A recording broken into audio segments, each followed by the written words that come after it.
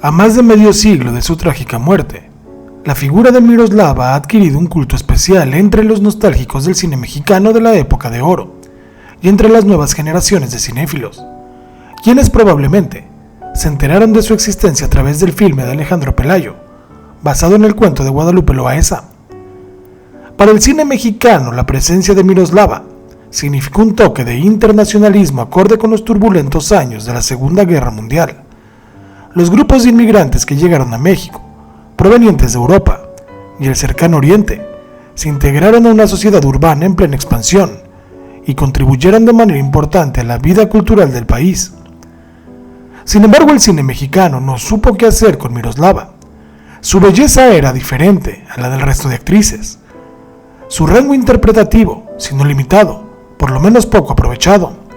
De ahí que su filmografía se manifieste dispareja, con algunos títulos interesantes e incluso una pequeña obra maestra como Ensayo de un crimen, pero abundante en películas menores.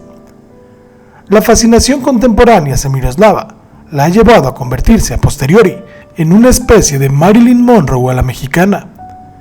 Este fenómeno tiene como punto de partida el aura romántica generada por su suicidio, ocurrido a una edad temprana y cuando su carrera aparentaba estar en su mejor momento. El popular cuento de Guadalupe Loaesa, que reconstruye las últimas horas y pensamientos de la actriz, y su inmediata versión cinematográfica, contribuyeron a la formación de un mito que guarda poca relación con lo que Miroslava Stern significó en su momento. Por otra parte, la popularidad alcanzada fuera de México por algunas películas mexicanas del género de horror ha convertido a Miroslava en una especie de actriz fetiche para públicos especializados. Este es el caso del Monstruo Resucitado y La Muerte Enamorada, dos cintas que han adquirido estatus de culto en años recientes. Finalmente, aunque no menos importante, la creciente valoración de Ensayo de un crimen, como una de las cintas fundamentales de la filmografía de Luis Buñuel, ha contribuido a perpetuar la más perturbadora y repetida de todas las imágenes de Miroslava, la de una figura de cera derritiéndose lentamente en un horno, mientras un enamorado Ernesto Alonso la observa desaparecer. Enrique Lucero, La Muerte, e Ignacio López Tarso, Macario, en una escena de Macario de 1959, en Cacahuamilpa, Guerrero. La cinta fue dirigida por Roberto Gabaldón, con fotografía de Don Gabriel Figueroa.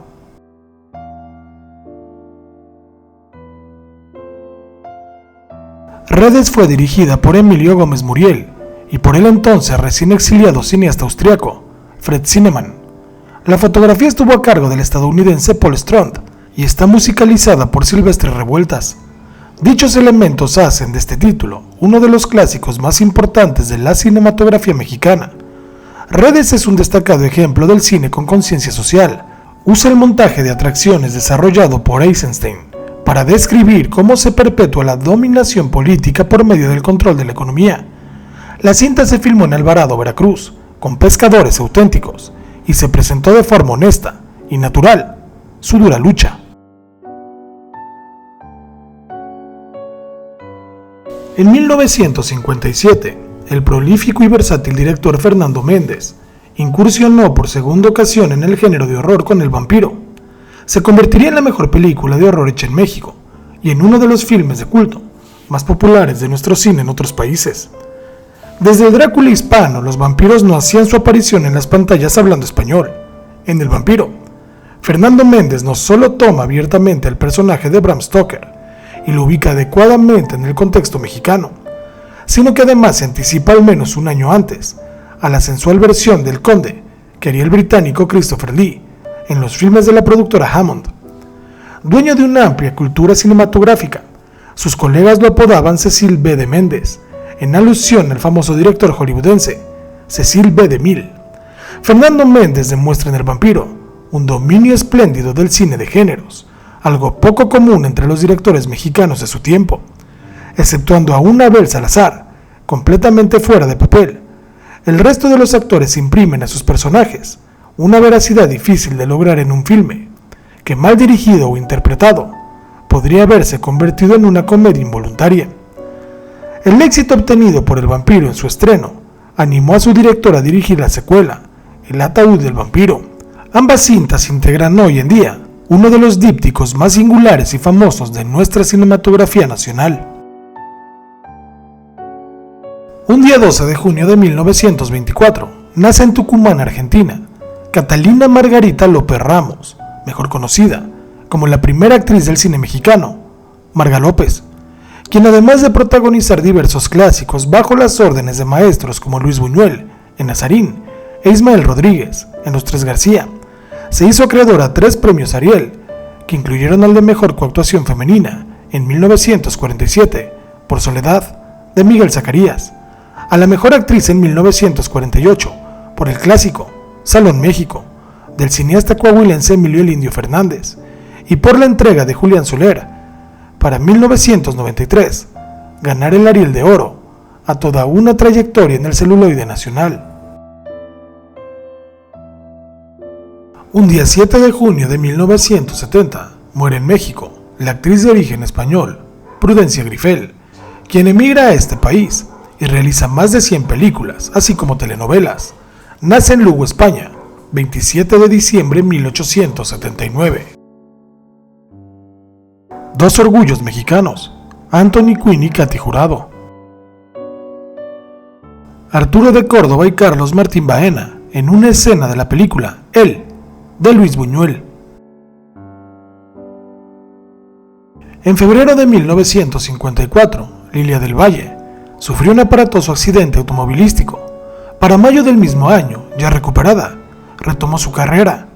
En esta fotografía está en el hospital, acompañada de su hermana Marion y de su madre. Carmen Montejo contaba con más de 100 créditos en cine y televisión, así como varias obras teatrales. La actriz, cuyo verdadero nombre era María Teresa Sánchez González, fue una de las representantes de la llamada época dorada del cine mexicano, en la que convivió con estrellas como Silvia Pinal y Elsa Aguirre. En su filmografía destacan cintas clásicas del cine mexicano, como Bamba y Nosotros los Pobres, en la que actúa al lado del ídolo Pedro Infante, Blanca Estela Pavón y Katy Jurado. También compartió créditos con figuras como Pedro Armendáriz e Isabel Corona. En 1952 se alzó su primer Ariel a Mejor Coactuación Femenina por su papel en la cinta Mujeres sin Mañana, y en 2005 recibió el Ariel de Oro por su trayectoria. Montejo también desarrolló su carrera como directora teatral y tuvo una importante presencia en la televisión mexicana, en la que debutó en 1960 con la telenovela El Rapto.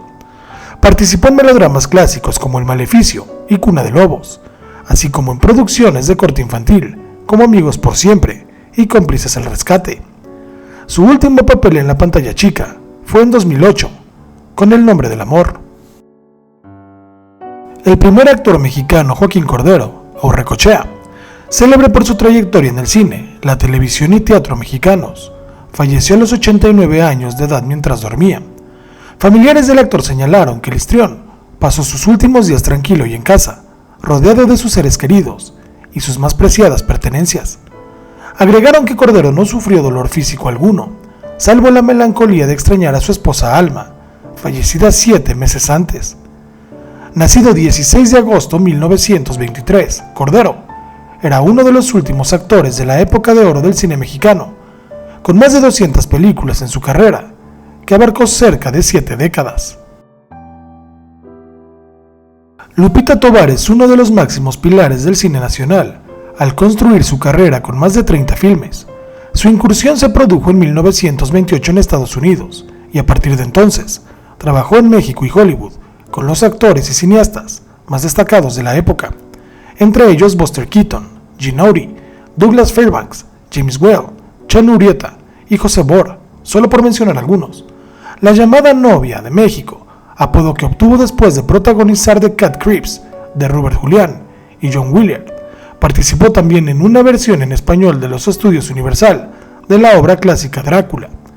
Ese mismo año recibió su primera oportunidad en el cine mexicano con Santa, la primera cinta sonora del cine nacional, donde interpretó a una muchacha provinciana que es seducida por un soldado y después abandonada.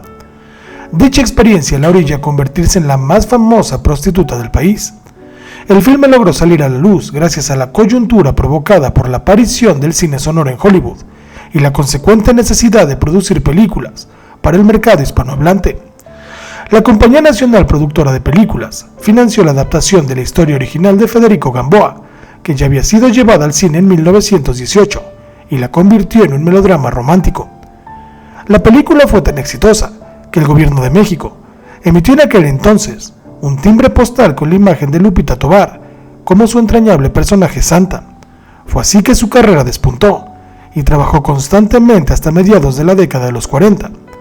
Entre sus filmes más reconocidos se encuentran La voluntad del muerto, de Enrique Tovar Ábalos, Drácula, María, South of the Border y The Fighting Gringo. La guapísima Fanny Cano. Lilia Prado, Amalia Aguilar y Lilia del Valle, en Las Tres Alegres Comadres. La reconocida actriz Lilia del Valle falleció el 7 de enero de 2013, a los 87 años de edad. Silvia Pinal y Silvia Pasquel. La mujer sin lágrimas, con Libertad Lamarque, actriz y cantante argentina. Es una película excepcional en la que los personajes no son planos, vemos evolucionar sus caracteres. Es ingenioso cómo va cambiando nuestra visión de una hermana y otra a lo largo de la película. Debemos plantearnos siempre, ¿por qué juzgamos a la ligera? El hecho de que una persona nos parezca buena o mala, a golpe de vista, nos puede hacer equivocarnos en nuestro primer juicio. Por eso, las actrices nos engañan con sus apariencias y nos asombran al final. Me recuerda a la película ¿Qué fue de Baby Jane? También magnífica historia de dos hermanas. ¿Quién era la buena? ¿Quién era la mala? Por supuesto, esta otra fue mucho anterior y planteó un problema similar. Son tan buenos los que se creen buenos y tan malos los que parecen malos. La simpatiquísima Amalia Aguilar y la gran Rita Montaner. La preciosa Rosita Quintana. La escultural Ana Berta Lepe. Lilia Prado en Subida al cielo, de Luis Buñuel. Miguel Inclán, Ninón Sevilla y Andrea Palma, en la película Aventurera, de Alberto Gout. Días de otoño. Al igual que Macario, el argumento de Días de otoño se basaba en un cuento de Bruno Traven, adaptado por el dramaturgo Emilio Carballido, ahora en colaboración con el poeta y dramaturgo español, Julio Alejandro. Pero a diferencia de aquella historia, el protagónico de esta era el personaje femenino, Pina Pellicer. Ella interpretaría a Luisa, una joven provinciana que llega a la Ciudad de México a trabajar en la pastelería del viudo Don Albino y se enfrenta a una enorme soledad que trata de mitigar sumergiéndose en el mundo de mentiras. En Días de otoño, incluso los defectos narrativos de la película actúan a favor de estas apreciaciones. Cuando Luisa comenta en su trabajo que se casará en pocos días, la sorpresa atrapa a los compañeros de trabajo, de igual manera que al espectador, quienes hasta ese instante no la han visto acompañada de ningún hombre. La presentación de Carlos, el supuesto novio, sucede de manera de flashback, mientras Luisa relata a sus colegas las hasta cierto punto ridículas circunstancias de su primer encuentro. Un día en el que intentar subirse a un autobús en marcha, ella pierde el paso y una de sus zapatillas vuela por la calle hasta terminar arrollado por el automóvil que conduce el joven. Aunque la acción mostrada al espectador coincide con la narración de Luisa, la ausencia de diálogo en la escena otorga al relato un carácter subjetivo, casi onírico, y deja abierta la posibilidad de que los acontecimientos descritos sean producto de la fecunda imaginación de la joven. Salón México. A pesar de que el paisaje rural fue el entorno característico en la mayoría de sus películas, Emilio el Indio Fernández nunca despreció las oportunidades que le brindaba el ambiente de la Ciudad de México para ubicar algunas de sus historias. Sin embargo, su recelo ante el melodrama, género que el Indio consideraba menor, hizo que Fernández prefiriese su vena indigenista y relegara las cintas como Salón México o Víctimas del Pecado a la categoría de filmes menores. En gran medida, esa sensación de autenticidad que transmiten las imágenes de Salón México se debe a que el Indio caminaba por terrenos conocidos, gran bailarín, antes que actor o director, Fernández conocía perfectamente los ambientes sórdidos y sombríos de los cabarets capitalinos, en donde ganó más de un concurso, como el que se celebra al principio de la película. La fotografía de Figueroa y la estupenda ambientación de Jesús Bracho contribuyeron a convertir a Salón México en una de las primeras cintas verdaderamente realistas del género cabaretil. Así recibían al Charro Cantor, a Jorge Negrete en España.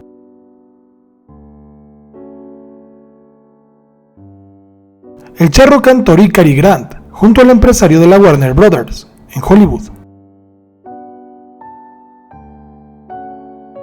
Grandes actrices mexicanas: Luz María Aguilar, María Duval, Virginia Gutiérrez, Irma Dorantes y María Victoria.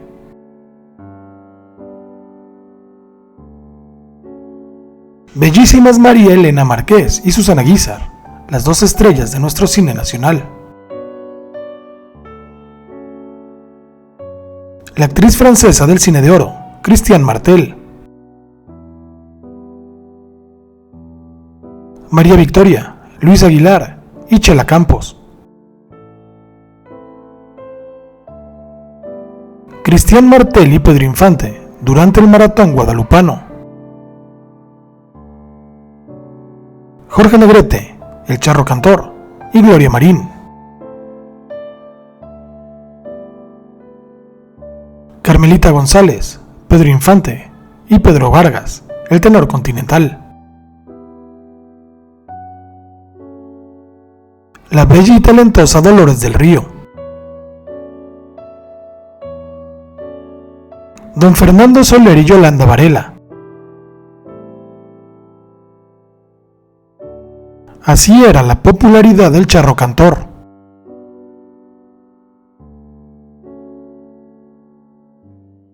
María Cristina Guadalupe Vega Hoyos, mejor conocida, Kitty de Hoyos, fallece un día 28 de diciembre de 1999, a los 63 años de edad. Nacida en la Ciudad de México, 8 de febrero de 1936.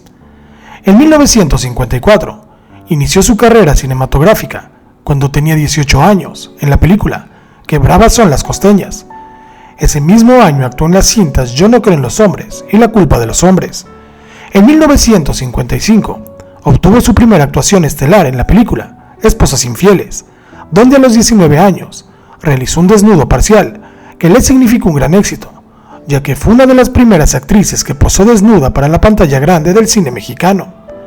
Su último trabajo fue en la obra teatral ¿Quién? Yo?, dirigida por Rafael Perrín. A lo largo de su carrera compartió créditos con artistas de la talla de Arturo de Córdoba, Pedro Armendáriz, Silvia Pinal, Marga López, Columba Domínguez, David Reynoso y Javier Solís, solo por mencionar algunos. Falleció el 28 de diciembre de 1999, a los 63 años, víctima de cáncer de colon.